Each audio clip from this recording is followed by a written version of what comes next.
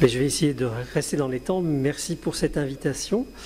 Donc, je suis très heureux de vous parler de notre expérience des angioplasties éco-guidées.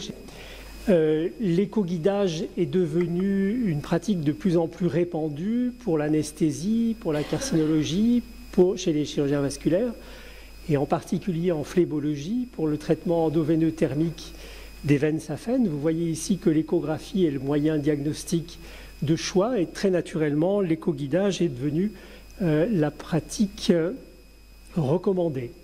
Alors, dans le domaine des accès vasculaires d'hémodialyse, on est à peu près dans la même situation. Les veines à traiter sont sous la peau, on les analyse parfaitement en échographie avec une excellente performance par rapport à la phlébographie. On peut caractériser ces sténoses sous l'angle morphologique, sous l'angle hémodynamique, et bien sûr, on a besoin d'une mesure du débit. Donc l'examen échodoppler préopératoire est indispensable quand on veut faire des angioplasties éco-guidées, et on va faire une analyse classique avec la mesure du débit brachial, la mesure de l'indice de résistance, et puis la caractérisation de la sténose ou des sténoses, et on va toujours réaliser une cartographie, un mapping qui va permettre de décider dans les meilleures conditions de la réalisation de l'angioplastie. On va choisir en fonction de la topographie de la lésion un cathétérisme anté- ou rétrograde, et on sait qu'avoir fait cette analyse échographique avant l'angioplastie permet d'en simplifier l'approche. On diminue le nombre de canalisations multiples, d'échecs de ponction, etc. Donc on va en plus choisir la taille et la longueur du ballon, et puis sur les caractéristiques de la sténose, choisir un ballon à haute pression, c'est la règle habituelle, mais dans certains cas, opter pour un cutting balloon si on a une fibrose valvulaire, ou pour un ballon simple si on a une hyperplasie intimale. Les étapes de l'angioplastie éco-guidée sont tout à fait standards, avec une ponction de l'artère ou de la veine, enfin de la veine ou de l'artère si on veut dilater l'artère.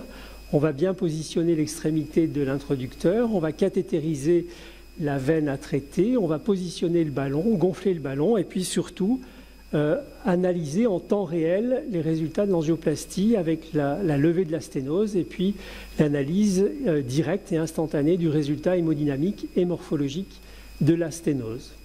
Alors, la ponction éco-guidée, elle n'est bien sûr pas systématique. Quand on a une veine comme ça, on n'a pas besoin d'éco-guidage. Par contre, quand on traite des patients obèses ou quand on est face à des retards de maturation, la veine est petite, difficile à palper, et donc l'éco-guidage est absolument indispensable, de même que pour les angioplasties artérielles. Il est important aussi de bien visualiser l'extrémité de l'introducteur quand on a une distance courte entre le point de ponction et la sténose, et avec l'échographie, on peut être parfaitement précis dans le geste qui va être réalisé. Alors voilà un cas clinique d'une patiente qui a eu une fistule brachiocéphalique avec un échec de ponction. Elle a un hypodébit. On identifie deux sténoses juxta-anastomotiques tout à fait significatives sur le plan hémodynamique.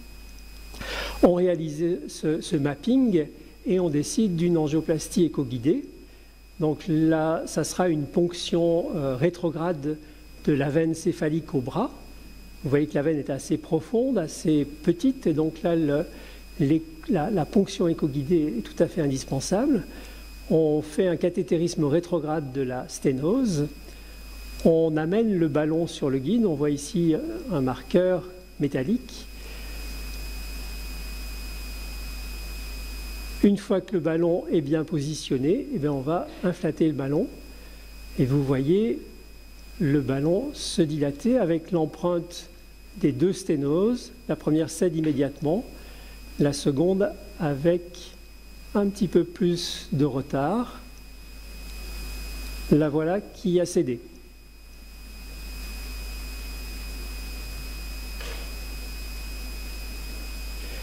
On analyse le résultat hémodynamique qui est assez peu satisfaisant avec la persistance d'une sténose résiduelle, ce qui nous amène à réaliser une angioplastie itérative avec un ballon de plus gros calibre. Et vous voyez qu'on avait ici une sténose résiduelle qu'on va voir céder une fois de plus. On voit très bien l'extrémité du ballon. et le marqueur métallique. Donc vous voyez qu'on a une excellente visualisation du matériel utilisé. Et puis on a une analyse immédiate du résultat avec la normalisation des vitesses circulatoires au niveau de la sténose et puis la réascension du débit brachial. Alors cette technique est tout à fait facile à mettre en œuvre pour le traitement des lésions au bras, avec une faisabilité qui est pratiquement de 100%. Bien sûr, c'est une technique qui ne met pas à l'abri des complications habituelles qu'on observe avec la technique de guidage radiologique classique. Les avantages de l'éco-guidage, c'est qu'on évite le risque de l'exposition aux rayons pour les patients, mais surtout pour l'équipe médicale. On évite l'utilisation des agents de contraste, et ça peut être intéressant chez les patients qui sont allergiques et qui ont une fonction rénale résiduelle. Et puis surtout, il y a vraiment des améliorations intrinsèques à cette technique. C'est qu'on est extrêmement précis dans les gestes qui sont réalisés. On a une visualisation en temps réel de toute la procédure sur toute sa longueur et des résultats tant sur le plan anatomique qu'hémodynamique. Et on peut maintenir une surveillance pendant quelques minutes pour dépister les problèmes de recoil qui peuvent nous amener à faire des gestes complémentaires. Globalement, dans notre expérience, on a une réduction de la durée de la procédure et puis le coût peut aussi être analysé selon les circonstances locales. Alors c'est effectivement une technique qui simplifie les choses, on a besoin de beaucoup moins de matériel, mais c'est une technique nouvelle et donc il y a un apprentissage à avoir. Vous voyez ici l'installation avec un bras qui est accessible sur toute sa longueur, une sonde protégée pour rester stérile et puis la manipulation du guide. Alors, il y a une nouvelle façon d'analyser les choses. Là, on voit ici un guide qui progresse dans une sténose. Donc, ce n'est pas l'image fluoroscopique habituelle. Donc, il faut suivre l'extrémité du guide avec l'échographie. Et là, on a franchi cette longue sténose et on va pouvoir amener un ballon pour dilater. Voilà ici un guide qui est mis en place et qui se prolonge dans l'artère au-delà de l'anastomose. Voici ici un guide qui s'est enroulé. Voilà ici un petit thrombus qui s'est formé à l'extrémité de l'introducteur qui va être réaspiré. Ici une image de dissection qui va nécessiter une réinflation. Ici une dissection beaucoup plus évidente avec un flap intimal que vous voyez qui est tout à fait spectaculaire, qui est souvent peu péjoratif quant au bon résultat de l'angioplastie.